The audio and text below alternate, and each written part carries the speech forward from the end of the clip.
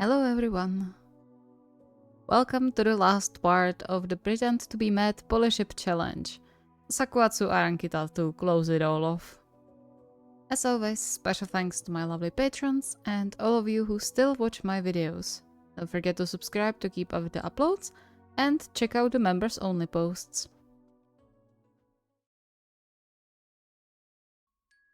For the most part, Atsumu wanted to do the challenge because of Sakusa and his reaction. But seeing his older boyfriends react to his emotions wasn't so bad either. Even if they were just pretended. And especially since the two knew him so well. He decided to start with Aran, simply because he was slightly scared of Kita and needed to think properly about approaching Sakusa. Luckily for him, Kita seemed to be out on the farm when he returned from the shop that day, leaving only Aran inside since Sakusa was away to visit his family. Perfect timing then. He intentionally stomped louder on the wooden steps in front of the house, huffing and puffing with a long practice mastery as he headed into the living room, earning himself a raised eyebrow. What was so loud?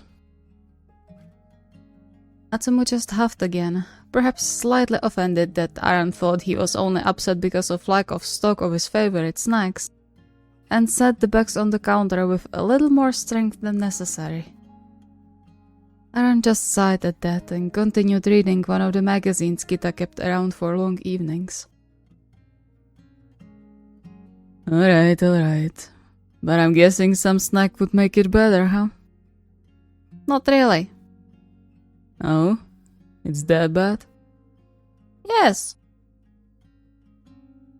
The magazine was left forgotten as Aran got up with a soft hum, and soon a large hand fell on Atsumu's head, lightly ruffling his hair.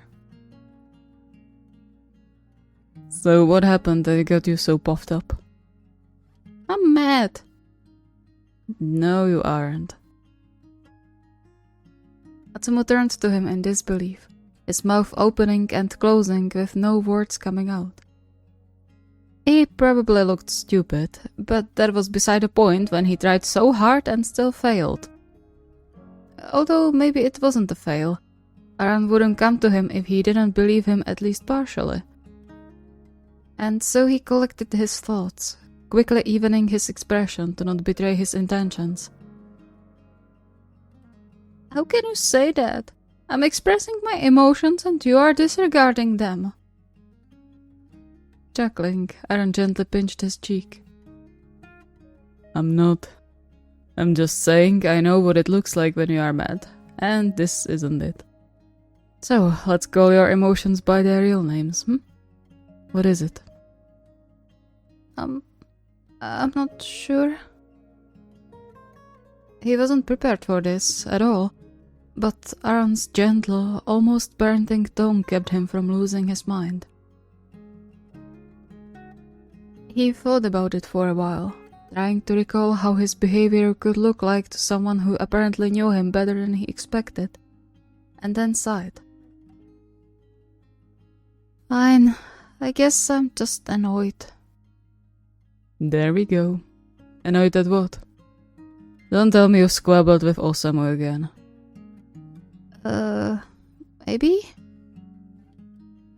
He cowered a little upon hearing Aran sigh despite making the conflict up on the spot. In fact, he hadn't spoken to his twin for over a week, but saying the opposite was the most believable thing he could think of. Since Aran knew them so well, he had to go the familiar route as well. He still yelped when Aran lightly smacked his head. You're worse than kids, you know that? Oh, what was that for? For constantly arguing with your brother. And here I thought you two matured already.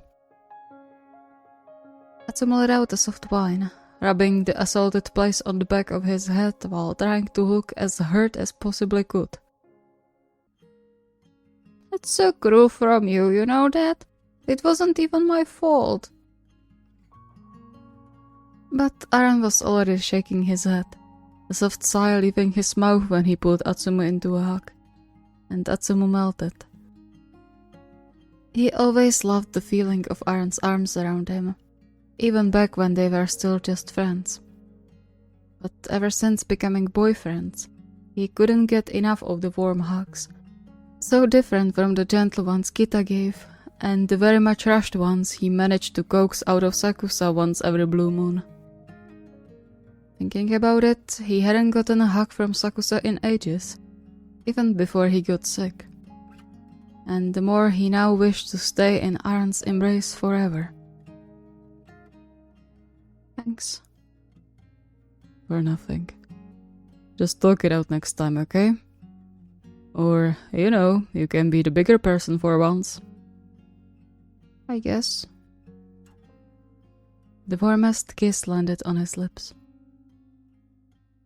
That's what I like to hear.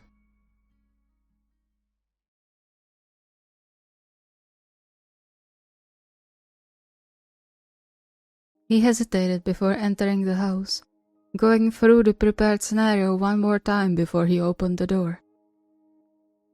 Learning from Aran's reaction, he prepared more thoroughly before facing Kita, although he was half convinced it wouldn't work either way. Kita was just too good at reading him, and he was scary when he deemed his actions stupid. That much hadn't changed since high school, and probably wasn't going to in the future either. But on the other hand, they were boyfriends now, as unbelievable as it was.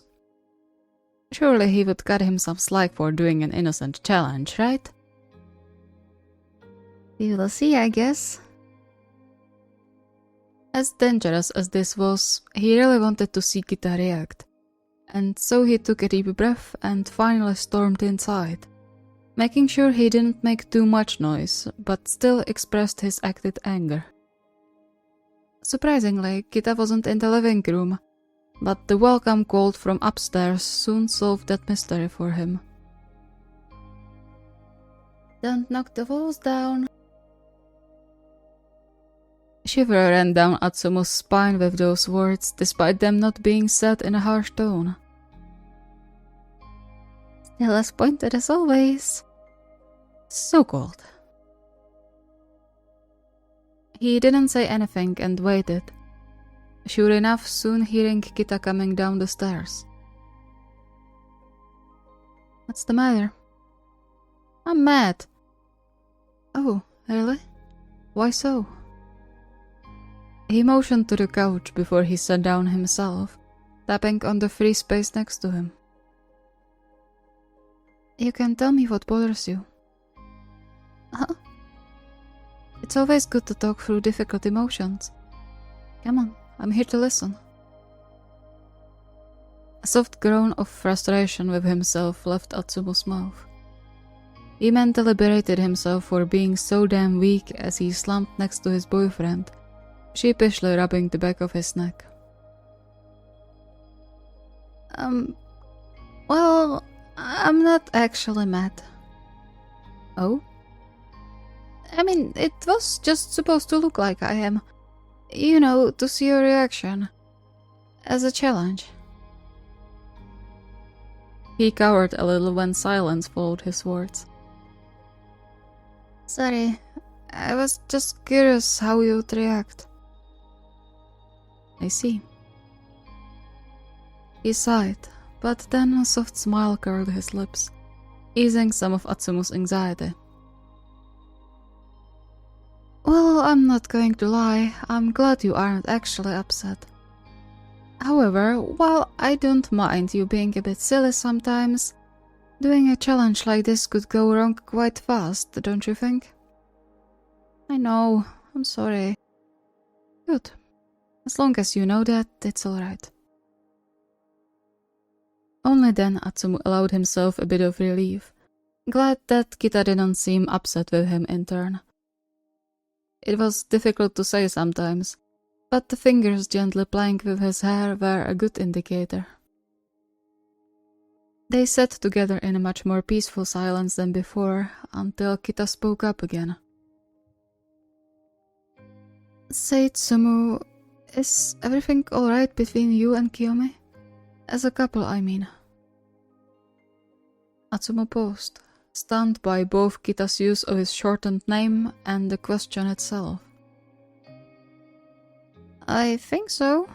He was a bit grumpy when he was sick, but nothing out of the ordinary.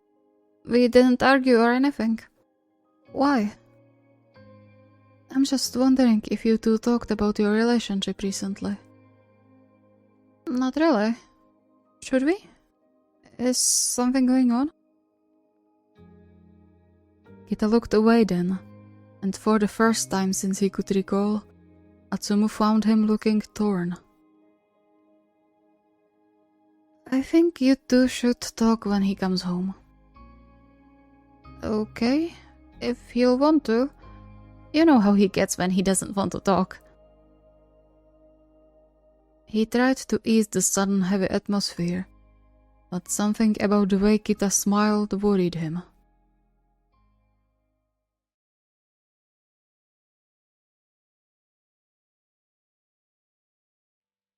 He had no illusions that they threw Sakusa into the deep end when Kita came up with the idea to connect their two couples. Back then, he wasn't really thinking about it, as he was still on cloud 9 from the discovery that his lifelong crushes actually reciprocated his feelings. But as the days went by, he realized how much of a change Sakusa went through after agreeing to the new relationship. From staying mostly alone to being surrounded by 3 people at all times. It had to be quite a shock for someone like him, which only added another line on the list of things Atsumu felt guilty about. Maybe that's what Shinsuke meant? To talk to him about how he's dealing with that change? He also noticed Sakusa acted strange sometimes, but he usually signed it off as him getting used to their current relationship status. However, he trusted Kita's judgment, which led him to postpone the challenge for now, at least until they dealt with the invisible tension. He couldn't stop tapping his foot while he waited the excruciating long minutes for the main door to open, counting seconds since Sakusa sent him a message he was on the way home. What am I supposed to tell him though? He'll run away if I open with "What bothers you?" His train of thought got cut short by the rattle of keys in the lock, and despite the tension settled in his chest, he found himself smiling widely as he rushed to welcome his boyfriend. Welcome back. Sakusa returned a tired smile, his breath hitching when Atsumu hugged him. Why? Something happened? You look excited. I'm glad you are home. Oh, really? Obviously. I missed you. He grinned, but the fact that Sakusa seemed surprised by his statement weirded him out. This never happened when it was just the two of us. Come on, let me get your bag. He didn't wait for an answer and grabbed the bag, already halfway to the living room before he heard Sakusa follow him. His heart hammered into his ribs, equally quickened by nerves and expectations. He could wait, of course, let Sakusa catch his breath a little, but his restlessness would probably kill him before that. The sooner we deal with it, the better. How was the way? Surprisingly smooth, no jumps anywhere. That's good. Did you have a good time? I suppose. My brother is getting married, so they're all busy. That's nice. Lucky him. He wished he could marry the people closest to his heart too, but unfortunately, the world wasn't a big fan of that kind of marriage. Is everything okay? He turned around, finding Sakusa looking at him rather uncertainly. You don't usually ask that much. Really? The last time Aran complained, I was interviewing him. He paused when Sakusa looked away, the ever so tiny slump of his shoulders waving red flags in front of his face. Say, are you too tired? A little. Why? I wanted to ask you something. He sat down on the couch, subconsciously mirroring Kita's gesture from earlier that day. Unlike him though, Sakusa sat down stiffly, clenching and unclenching his hands a few times. What is it? I was just wondering if there's anything you want to tell me. You know, considering how fast everything changed, and then we moved, you have a lot more people around. So, yeah, I was thinking if everything is alright.